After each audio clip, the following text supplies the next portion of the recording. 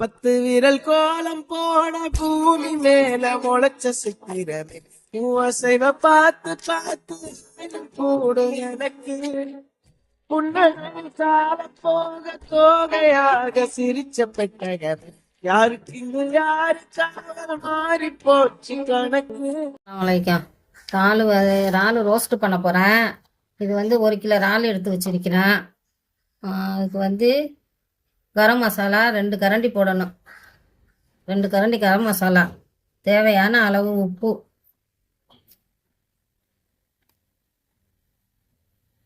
சாம்பார் பவுடரில் 2 கரண்டி சாம்பார் பவுடர் போடணும். உரப்புக்கு வாசத்துக்கு மொறுமொறுப்பு கொடுக்கும் சாம்பார் பவுடரு. மஞ்சத்தூள் சின்ன ஸ்பூனால் ஒரு ஸ்பூன் மஞ்சத்தூள், மிளகாத்தூள் கொஞ்சம்தான், ரொம்ப உரப்பு போயிடும். சின்ன ஸ்பூனால் 1 ஸ்பூன், அவ்வளோதான். விரட்டி வச்சுக்கிட்டு இது இஞ்சி பூண்டு கொஞ்சம் விழுது போடணும். ஒன்றும் காட்டல. இஞ்சி பூண்டு கொஞ்சம் ஒரு சின்ன ஸ்பூனால் இஞ்சி பூண்டு போட்டு பிரட்டிட வேண்டியது. பிரட்டி இதை பொரித்து ரோஸ்ட் பண்ண வேண்டியது. பொரிச்சு விட்டு ரோஸ்ட் பண்ணி காட்டுறேன். இந்த இறாலை வந்து இது எண்ணெயில் போட்டு முதல்ல எண்ணெயில் போட்டு ரோஸ்ட் பண்ணிக்கணும். பொரிச்சுக்கிடணும். பொரிச்சிட்டு அப்புறமால வெங்காயம் தக்காளி எல்லாம் போட்டு காட்டுறேன். அப்புறம்